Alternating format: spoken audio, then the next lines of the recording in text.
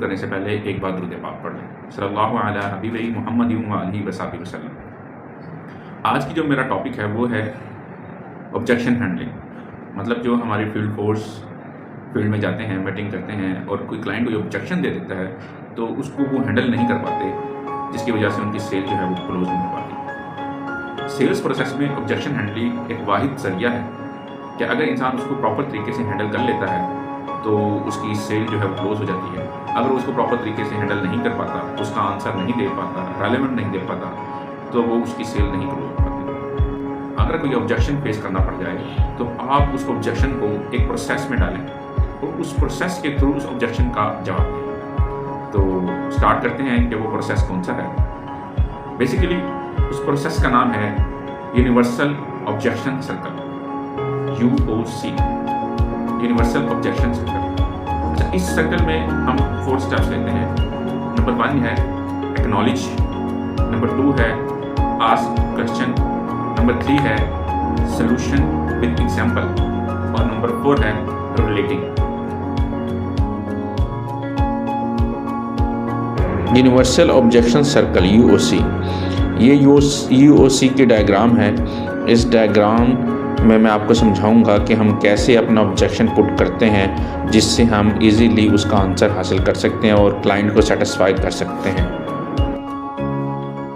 इसमें सबसे पहला जो पार्ट है वो है एक्नॉलेज।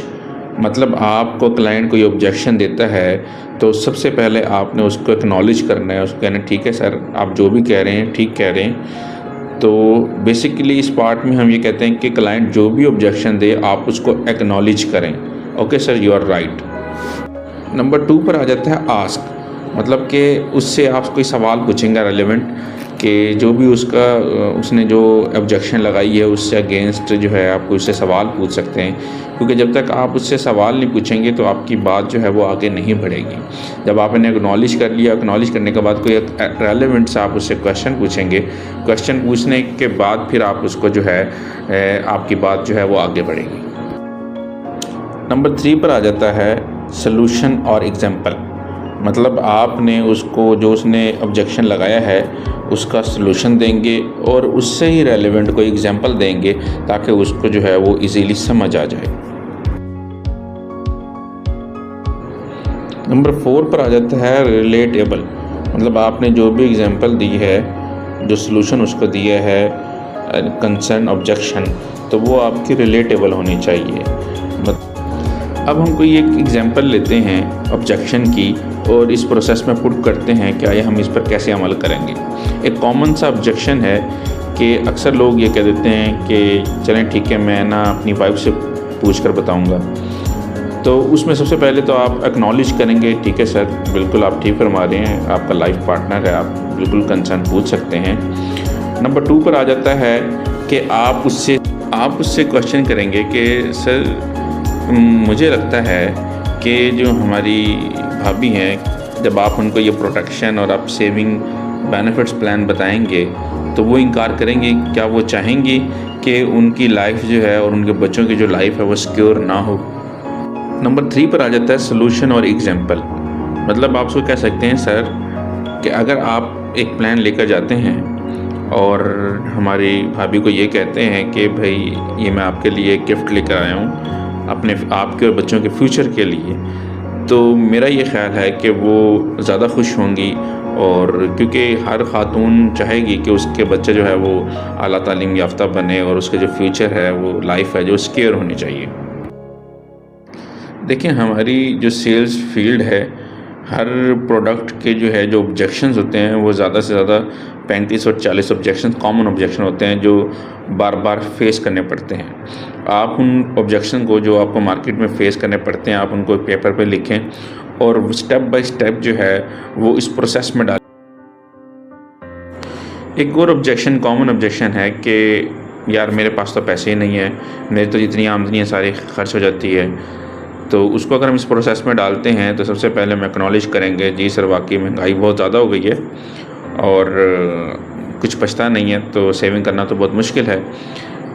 अब क्या सर मैं आपसे एक सवाल पूछ सकता हूँ कि क्या आप समझते हैं कि अब आपके पास पैसे नहीं है और इस कंडीशन में आपको अल्लाह ना करे कुछ हो जाए, आप मर जाएं, तो आपकी फैमिली सर्वाइव कर लेगी? तो अल्टीमेटली वो कहेगा नहीं करेगी। तो आप उसका सलूशन ये दे सकते हैं कि सर देखें, आप अपनी आमदनी में से अगर थोड़ा सा भी निकालते हैं, मतलब कुछ % भी निकालते हैं, कोई 5% 2% भी निकालते हैं, तो इजीली आपको एक ऐसा रिस्क कवर दिया जाएगा जिसकी वजह से अल्लाह ना करे आप ना भी हों तो आपकी फैमिली पे जो है वो फाइनेंशियल बर्डन नहीं पड़ेगा। तो ये जो मैंने एग्जांपल दिया ये रिलेट करती है हमारी जो है वो ऑब्जेक्शन से। एक और कॉमन क्वेश्चन है कि यार ये सूद तो नहीं है, तो आप उसको एक्नॉलेज करें कि सर आप बिल्कुल ठीक कह रहे हैं कि बीइंग अ मुस्लिम जो है वो हमें सोचना चाहिए कि हमारी इन्वेस्टमेंट जो है वो कहीं गलत जगह पर तो नहीं जा रही। फिर उससे सवाल करें, आप उससे पूछ सकते हैं कि सर क्या आपको तकाफुल से रिलेटेड कुछ पता है? उसको बताएं कि तकाफुल क्या है। ये अक़्द तबर्रुअ और ताउन के ज़मरे में बाहमी म्यूचुअल अंडरस्टैंडिंग है जो लोग एक दूसरे की मदद करते हैं, और तकाफुल के बारे में डिटेल से बताएं विद एग्जांपल्स। तो इंशाअल्लाह इस पर मैं एक अलग से वीडियो भी बनाऊंगा। यूनिवर्सल ऑब्जेक्शन सर्कल को ज़्यादा से ज़्यादा आप जब तक प्रैक्टिस नहीं करेंगे तो आपकी इस पर ग्रिप हासिल नहीं होगी। आप मुख्तलिफ ऑब्जेक्शन लें, फिर उसको इस सर्कल में पुट करें और उसके सलूशन निकालें। जितनी ज़्यादा प्रैक्टिस करेंगे इतनी ही अच्छी आपकी ग्रिप हो जाएगी। देखें, अगर आपको कामयाब होना है तो आपको, आप किसी भी फील्ड में हो, लर्निंग का जो प्रोसेस है उसको कंटिन्यू रखना है, क्योंकि लर्निंग विद अर्निंग होती है। आप किसी भी फील्ड में चले जाएं, जब तक आप उसके बारे में थोड़ा सा डीपली नहीं पढ़ेंगे तो आप अच्छे तरीके से अर्निंग नहीं कर सकते। उसको सीखें, उसको समझें, फिर अर्निंग करें। तो अपने स्किल्स को जितना आप निखारते जाएंगे आपकी अर्निंग जो है वो उतनी ही खुद बढ़ती जाएगी। अगर आपको भी किसी ऐसे ऑब्जेक्शन का सामना करना पड़े जिसका जवाब आप ना दे सकें तो आप मुझसे ज़रूर कमेंट सेक्शन में पूछिएगा, मैं कोशिश करूँगा उसका आंसर देने की। तो वीडियो को लाइक कीजिएगा, सब्सक्राइब कीजिएगा, बेल आइकन को ज़रूर प्रेस कीजिएगा ताकि मेरी वीडियो की तमाम नोटिफिकेशन जो है वो आप तक